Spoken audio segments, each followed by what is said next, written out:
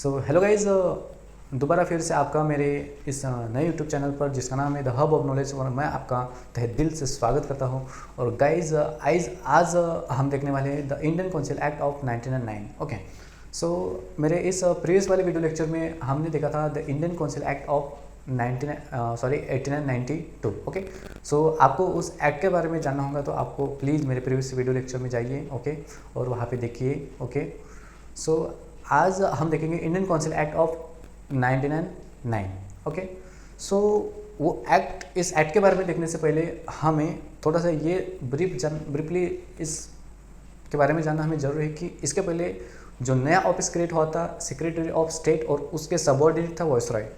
Okay, so secretary of state, इसके बारे में मैंने आपको इन्फॉर्मेशन बताया था। जो गवर्नमेंट ऑफ इंडिया एक्ट है 1858 में, उसमें ये जो नया ऑफिस है वो क्रिएट हुआ था। और इसके बारे में एक इन्फॉर्मेशन मैंने आपको बताई थी कि वो ये तो एक तो कैबिनेट का मेंबर था, एंड जो ब्रिटेन की जो पार्लियामेंट थी उसको ये जिम्मेदार था। ओके, रिस्पॉन्सिबल था, सेक्रेटरी ऑफ स्टेट। अब देखिए कैसे सिस्टम चेंज होता गया। एक तो कंपनी रूल में से कैसे क्राउन रूल में तब्दील हो गया, एंड इस सिस्टम कैसे चेंज होता गया, इस सिस्टम में कैसे चेंजेस, कैसे बदलाव अब आते गए, हमें इस हर एक एक्ट से पता चलता है। ओके, सो हम जब पढ़ाई करेंगे तो हमें ये सभी एक्ट एक दूसरे को इंटरलिंक करके ही हमें पढ़ना चाहिए। ओके, और बहुत ज़्यादा टफ नहीं है, एकदम ईजी है। अगर हम इंटरलिंक करके हर एक टॉपिक पढ़ेंगे तो हमें बहुत अच्छे से, बहुत आसान वे से हमें हर एक चीज़ समझ में आएंगी guys. Okay, so let's go. अब हम देखेंगे Indian council act of 1909।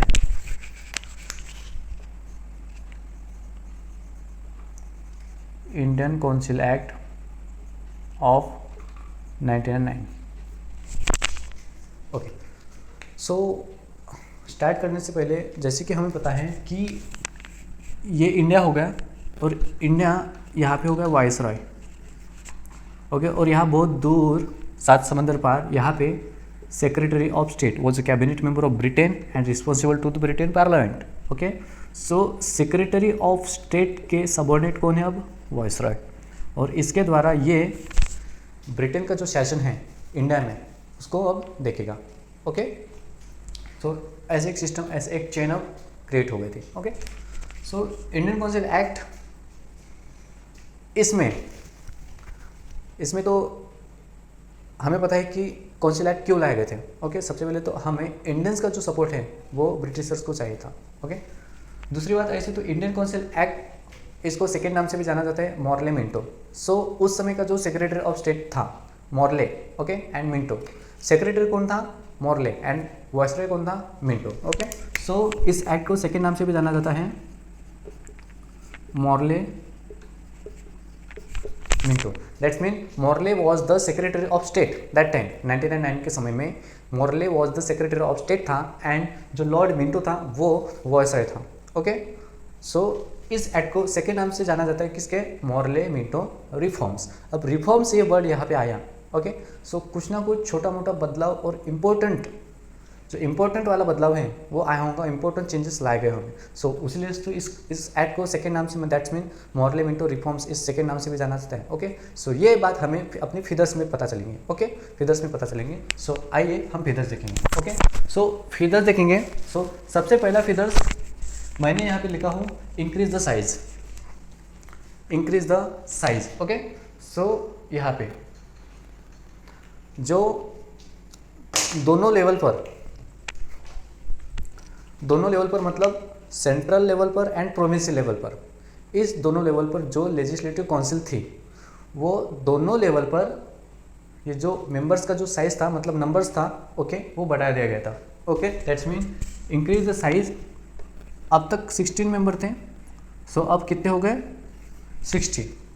Okay, it increase the size of the members eight both the level, central legislative and provincial level, okay, from 16 to 60। Okay, so this is about first figure. अब इसमें दोनों level पर तो size बढ़ा दिया गया, लेकिन जो provincial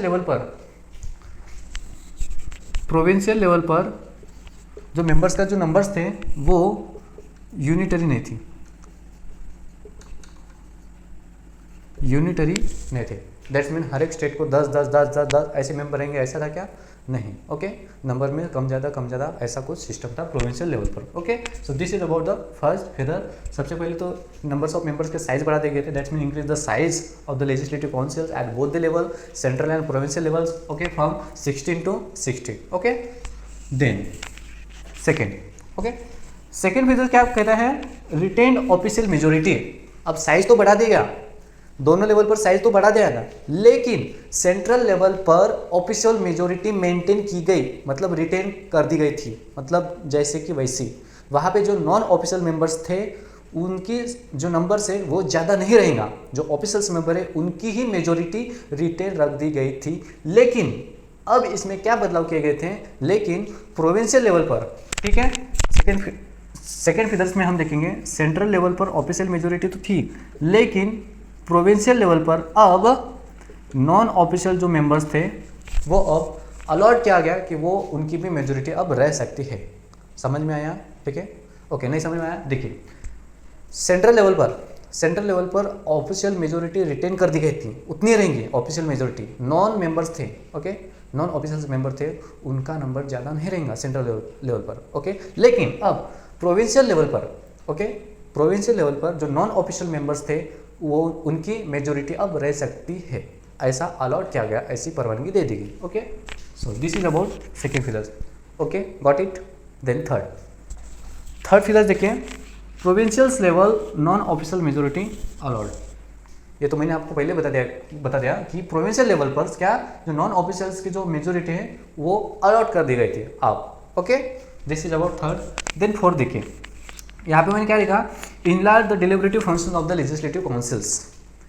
enlarge the deliberative functions of the legislative councils. Okay, so इस पॉइंट को हम इलेबोरेट करेंगे। ओके, यहाँ पे देखिए functions and legislative council. Okay, so मैंने आपको बताया कि जो नंबर्स है वो अब बढ़ा दिए गए थे 16 to 60, तो फंक्शन भी बड़े होंगे ना, ठीक है, फंक्शंस भी बड़े होंगे। सो अब उनको और एक एक्स्ट्रा प्लस पॉइंट क्या मिल गया था, वो मेंबर्स को, अब वो मेंबर्स उनको अलॉट किया गया कि वो अब सप्लीमेंट्री क्वेश्चन भी पूछेंगे भाई। अब क्या करेंगे, वो सप्लीमेंट्री क्वेश्चन भी पूछ सकते हैं। The members were allowed to ask supplementary questions and move resolutions on budget. Okay, budget के ऊपर रिजोल्यूशंस मूव करने का अधिकार एंड सप्लीमेंट्री क्वेश्चंस पूछने का अधिकार अब नॉन ऑफिशियल्स मेंबर को दे दिया गया, एंड सो ऑन, और भी कई अधिकार ऐसे दे दिए गए थे। सो this is about fourth point. Okay, enlarge the deliberative functions of legislative councils. That means the members were allowed to ask supplementary questions and move resolutions on budget and so on. Okay, so this is about the fourth point. Okay, समझ में आएगा? Okay, next, fifth, association of Indians with Viceroy Executive Councils. ये point पढ़ के ही आपको समझ में आ जाता है कि जो इंडियंस का एसोसिएशन किनके साथ में, वॉइसरॉय की जो एग्जीक्यूटिव काउंसिल्स थी। अब हमने देखा कि जो गवर्नमेंट ऑफ इंडिया था, government of India, okay, governor of India, वो उसका डिजिग्नेशन चेंज होकर वो वॉइसरॉय हो गया था गवर्नमेंट ऑफ इंडिया एक्ट 1858 में। ओके, सो अब इंडियंस का एसोसिएशन किस कहाँ पे, वॉइसरॉय की जो एग्जीक्यूटिव काउंसिल थी वहाँ पे। ओके, सो अब देखिए, ये यहाँ पे मैंने नाम लिखा, ठीक है, सत्येंद्र प्रसाद सिन्हा वॉज एडवोकेट था Satyendra Prasad Sinha. Satyendra Prasad Sinha was the advocate, was first Indian members, okay, जो कि वॉइसरॉय के काउंसिल में सम्मिलित हुआ था। ओके, तो वॉइसरॉय कौन था, मिंटो, ये जो वॉइसरॉय था उसकी काउंसिल में, ये जो है एग्जीक्यूटिव काउंसिल में सत्येंद्र प्रसाद सिन्हा ये लॉ मिनिस्टर करके, okay, as a law member, as a law minister करके वो सम्मिलित हुए थे। ओके, इसके ऊपर क्वेश्चन बन सकते हैं, नाम आपको याद रखना है, रह जाता है, एकदम आसान है, ठीक है। So this is about fifth point, got it. Okay, then sixth point, the system of communal representation which is the important point. इस फिगर्स का, इस इंडियन काउंसिल एक्ट का ये सबसे इम्पोर्टेंट पॉइंट ऐसा मुझे लगता है, क्योंकि यहाँ पे कंफ्यूज हो जाता है, क्योंकि the system of communal representation, okay, communal electorate and electorate system, इन तीनों वर्ड में कंफ्यूज हो जाता है, ठीक है। So system of communal representation for Muslim. अब कम्युनल रिप्रेजेंटेशन मतलब क्या, मतलब कोई एक कम्युनिटी है और उनके जो मेंबर, अगर हमें उनका चयन करना है, ओके, उसको मेंबर्स को इलेक्ट करना है, किसी पर्टिकुलर कम्युनिटी के मेंबर्स को, तो उस मेंबर को वोटिंग कौन देंगे, सिर्फ और सिर्फ उसी कम्युनिटी के वोटर्स, जिनको वोटर्स का राइट है, सिर्फ वही वोटर्स, उसी पर्टिकुलर कम्युनिटी के जो वोटर्स है वो उस मेंबर्स को इलेक्ट करेंगे, ओके, वोट देंगे। सो ये सिस्टम रहता है कम्युनल रिप्रेजेंटेशन का, ओके।